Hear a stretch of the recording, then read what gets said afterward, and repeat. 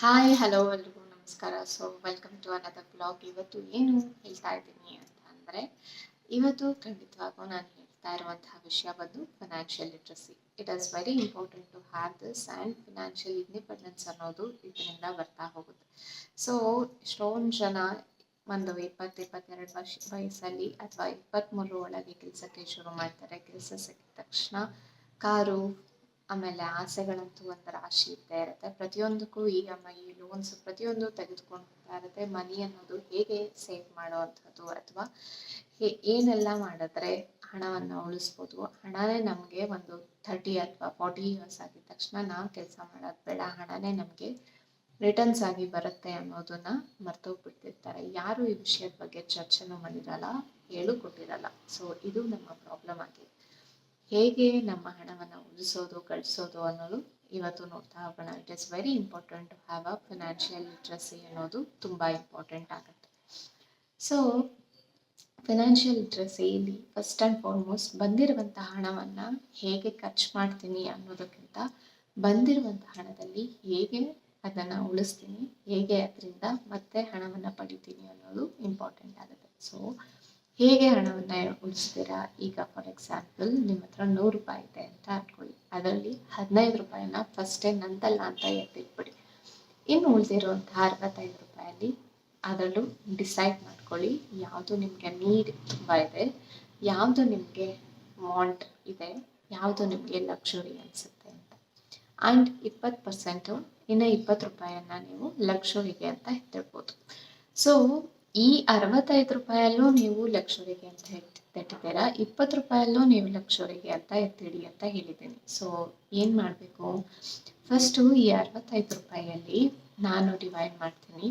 First ಒಂದು 30 ರೂಪಾಯಿನ ನಾನು ನನಗೇನು ಬೇಕೋ ಅದಕ್ಕೆ, ಅಂದರೆ ತುಂಬ ಇಂಪಾರ್ಟೆಂಟ್ ಏನೇನು ನನಗೆ ಬೇಕೇ ಬೇಕು ಅನಿಸುತ್ತೋ ಆ ವಿಷಯಗಳಿಗೆ 20 ರೂಪಾಯಿ 30 ರೂಪಾಯಿಯನ್ನು ನಾನು ಎತ್ತಿಡ್ತೀನಿ. ಉಳಿದಂಥದ್ದೆಷ್ಟು? ಇನ್ನು 35 ರೂಪಾಯಿ. ಸೊ 35 ರೂಪಾಯಲ್ಲಿ ನಾನು ಏನು ಮಾಡ್ತೀನಿ, ಸೊ ನನಗೆ ಬೇಕಾಗ್ಬೋದು, ಇದು ನನಗೆ ಬೇಕಾಗ್ಬೋದು, ಅದು ನನಗೆ ಬೇಕಾಗ್ಬೋದು ಅಂತ ಒಂದಿಷ್ಟು ಐಟಮ್ಸ್ಗಳಿರುತ್ತಲ್ವ, ಒಂದಿಷ್ಟು ವಿಷಯಗಳಿರುತ್ತೆ. ಅದಕ್ಕೆ ನಾನು 20 ರೂಪಾಯಿಯನ್ನು ಇಡ್ತೀನಿ. ಸೊ 50 ರೂಪಾಯಿ ಹೋಯಿತು. ಇನ್ನು ಉಳಿದಿರುವಂಥದ್ದು 15 ರೂಪಾಯಿ. ಇದನ್ನು ನಾನು ಲಕ್ಸುರಿಗೆ ಅಂತ ಇಡ್ತೀನಿ. ಲಕ್ಸುರಿಯಲ್ಲಿ ನಿಮ್ಮ ಕಾರ್ ಆಗಿರ್ಬೋದು, ನಿಮ್ಮ ಫೋನ್ ಆಗಿರ್ಬೋದು, ಅಥವಾ ನಿಮ್ಮ ಮನೆ ಆಗಿರ್ಬೋದು. ಇವಾಗ ಒಂದಿದೆ, ಇನ್ನೊಂದು ಬೇಕು ಅನ್ನೋದು ಇರುತ್ತಲ್ವಾ, ಅದು ಲಕ್ಸುರಿ. ಇವಾಗ ಪ್ರತಿನಿತ್ಯ ಹೋಟೆಲ್ಗೆ ಹೋಗಿ ಊಟ ಮಾಡ್ತಾ ಇರ್ತಾರಲ್ಲ, ಅದು ಲಕ್ಸುರಿ. ಒಂದು ಗ್ರ್ಯಾಂಡ್ ಟ್ರೀಟ್ ತೊಗೋಬೇಕು ಅಂತ ಅನ್ಕೋತಾರಲ್ಲ, ಅದು ಲಕ್ಸುರಿ. ಸೊ ಇದು ನಾನು 15%ಅಲ್ಲಿ ಎತ್ತಿಟ್ಟಿದ್ದೆ. 15 ರೂಪಾಯಿ ಅದಕ್ಕೆ ಅಂತ ಇಟ್ಟಿದ್ದೀನಿ. ಇನ್ನೂ ನನಗೆ 20 ರೂಪಾಯಿ ಲಕ್ಸುರಿಗೆ ಅಂತ ಇಟ್ಟಿರೋ ಅಂತ ಇದ್ದೀನಿ. ಆ ಲಕ್ಸುರಿ ಯಾವುದು ಅಂದರೆ, 1 ವರ್ಷ ಆದಮೇಲೆ ನಾನು ಏನು ತೊಗೋಬೇಕು ಅಂತ ಅಂದ್ಕೊಂಡಿರ್ತೀನಿ, ಅಥವಾ ಒಂದು 5 ವರ್ಷ ಆದಮೇಲೆ ಏನು ತೊಗೋಬೇಕು ಅಂತ ಇರ್ತೀನೋ, ಸೊ ಅದಕ್ಕೆ ಆ ಅಮೌಂಟ್ ಇನ್ವೆಸ್ಟ್ ಆಗ್ತಾ ಹೋಗುತ್ತೆ. ಸೊ ಇದು ಒಂದು 100 ರೂಪಾಯಲ್ಲಿ ನಾವು ಏನು ಮಾಡ್ಬೋದು ಅಂತ. ಈ 15 ರೂಪಾಯಿ ಸೇವ್ ಮಾಡಿ ಅಂತ ಹೇಳಿದ್ದೀನಲ್ಲ, ಅದನ್ನು ಏನು ಮಾಡಬೇಕು ಅಂತ ಅಂದರೆ, ಯಾವಾಗಲೂ ಅದನ್ನು ಇನ್ವೆಸ್ಟ್ ಮಾಡೋ ಕಡೆ ಯೋಚನೆ ಮಾಡಬೇಕು. ಇನ್ನು 3 ತಿಂಗಳು ಅಥವಾ 6 ತಿಂಗಳು ನನ್ನ ಹತ್ರ 100 ರೂಪೀಸ್ ಬರಲಿಲ್ಲ ಅಂದರೂ ನಾನು ಇರ್ತೀನಿ, ಒಂದು ಸಂಬಳ ಇರಲಿಲ್ಲ ಅಂದರೂ ನಾನು ಬದುಕ್ತೀನಿ ಅನ್ನೋದಕ್ಕೆ ಈ ಒಂದಿಷ್ಟು 15 ರೂಪಾಯಿಗಳನ್ನು ನೀವು ಕೂಡಿಟ್ಟಿರ್ತೀರಲ್ವ, ಅದನ್ನು ತೆಗೆದುಕೊಂಡು ಹೋಗಿ ಡಬ್ಬಿಯಲ್ಲಿ ಇಡಬೇಡಿ. ಹೋಗಿ ಬ್ಯಾಂಕಲ್ಲೋ ಅಥವಾ ನಿಮ್ಮ ಪೋಸ್ಟ್ ಆಫೀಸಲ್ಲೋ ಇನ್ವೆಸ್ಟ್ ಮಾಡ್ತಾ ಬನ್ನಿ. ರೆಗ್ಯುಲರ್ ಆಗಿ ಇನ್ವೆಸ್ಟ್ ಮಾಡ್ತಾ ಬನ್ನಿ. RD ಅಕೌಂಟ್ಸ್ನ ಕಟ್ಕೊಳ್ಳಿ ಅಥವಾ FD ಅಕೌಂಟ್ನ ಕಟ್ಕೊಳ್ಳಿ. ಎಷ್ಟೊಂದು ಸ್ಕೀಮ್ಗಳು ಬಂದಿದೆ. ಪೋಸ್ಟ್ ಆಫೀಸಲ್ಲೇ ಆಗಿರ್ಬೋದು ಅಥವಾ ಈ ಬ್ಯಾಂಕಲ್ಲೇ ಮ್ಯೂಚುವಲ್ ಫಂಡ್ಸ್ಗಳಂತ ಬಂದಿದೆ. 1 ವರ್ಷಕ್ಕೂ ಇದೆ, 2 ವರ್ಷಕ್ಕೂ ಇದೆ, 5 ವರ್ಷಕ್ಕೂ ಇದೆ, 3 ವರ್ಷಕ್ಕೂ ಇದೆ. ಸೊ ನೀವು ಡಿಸೈಡ್ ಮಾಡ್ಕೊಳ್ಳಿ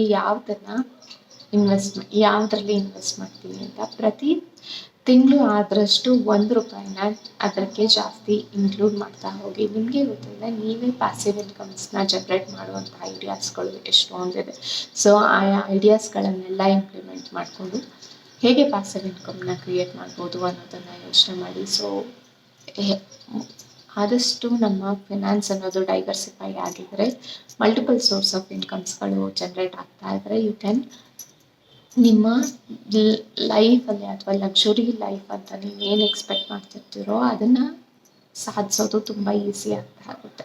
ಮುಂಚೆ ಎಲ್ಲ ಒಂದೇ ಸೋರ್ಸ್ ಆಫ್ ಇನ್ಕಮ್, ಯಾರೂ ಈ ಥರ ಹೇಳದೇ ಇರಲಿಲ್ಲ. ಇನ್ನೊಂದು ಸೋರ್ಸ್ ಆಫ್ ಇನ್ಕಮ್ನೂ ಯೋಚನೆ ಮಾಡ್ಬೋದು. ಹಣ ಅನ್ನೋದು ತುಂಬ ಕಡೆಯಿಂದ ಬರುತ್ತೆ, ನೀವು ಅದನ್ನು ಮಾಡ್ಬೋದು ಅನ್ನೋದು ಯಾರೂ ಹೇಳ್ಕೊಟ್ಟೇ ಇಲ್ಲ. ಈಗ ಟೀಚರ್ಸ್ಗೆಲ್ಲ ನೋಡಿ, ಫಾರ್ ಎಕ್ಸಾಂಪಲ್ ಅವ್ರು ಗೌರ್ಮೆಂಟ್ ಟೀಚರ್ಸ್ ಎಸ್ಪೆಷಲಿ ಆದರು ಅಂದರೆ ಅವ್ರಿಗೆ ಟ್ಯೂಷನ್ಸ್ ಮಾಡ್ಕೋಬೇಕು ಅನ್ನೋ ಐಡಿಯಾ ಬರಲ್ಲ. ಯಾಕೆ ಅಂದರೆ ಅವರು ಟ್ಯೂಷನ್ ಮಾಡೋದು ಗೊತ್ತಾಗೋಗ್ಬಿಟ್ರೆ ಎಲ್ಲಿ ನನ್ನ ಕೆಲಸದಿಂದ ತೆಗೆದುಬಿಡ್ತಾರೋ ಅನ್ನೋ ಭಯ ಇರುತ್ತೆ. ಆ್ಯಂಡ್ ಆ ರೀಸನ್ಗೆ ಅವರು ಮಾಡ್ತಾ ಇರಲಿಲ್ಲ. ಬಟ್ ಇತ್ತೀಚೆಗೆ ಈ ಮ್ಯೂಚುವಲ್ ಫಂಡ್ಸ್ ಆಗಿರ್ಬೋದು, ಈ ಫಿನಾನ್ಷಿಯಲ್ ಲಿಟ್ರಸಿ ಬಂದಿರೋದ್ರಿಂದ it has become a very important role. So ನಿಮ್ಮ ಹಣವನ್ನು ಸೇವ್ ಮಾಡೋದಕ್ಕೆ ಆಗಿರ್ಬೋದು, ಗಳಿಸೋದಕ್ಕೆ ಆಗಿರ್ಬೋದು, ಆ್ಯಂಡ್ ಇನ್ವೆಸ್ಟ್ ಮಾಡೋದಕ್ಕೆ ಆಗಿರ್ಬೋದು. Over a period of 120 years 30 years ನೀವು ಮಂತ್ಲಿ 2000 ಅಂತಲೇ ಇನ್ವೆಸ್ಟ್ ಮಾಡ್ತಾ ಹೋದ್ರು, ಅದೇ ಒಂದು SIP ಅಮೌಂಟಲ್ಲಿ ಒಂದು ಹ್ಯೂಜ್ ಅಮೌಂಟ್ ಆಗಿ ಕ್ರಿಯೇಟ್ ಆಗ್ತಾ ಹೋಗುತ್ತೆ. ಸೊ ವೆಲ್ತ್ನ ಹೇಗೆ ಸೇವ್ ಮಾಡ್ತಿರೋ ಹಾಗೆ ಜನ್ರೇಟ್ ಮಾಡಿ, ಹಾಗೆ ಇನ್ವೆಸ್ಟ್ ಮಾಡಿ ಅಂತ ಹೇಳ್ತಾ ಇವತ್ತಿನ ಟಾಪಿಕ್ನ ಮುಗಿಸ್ತಾ ಇದ್ದೀನಿ. ಮತ್ತೆ ಹೊಸ ಟಾಪಿಕ್ನೊಂದಿಗೆ ಸಿಗೋಣ. Till then take care. Thank you so much.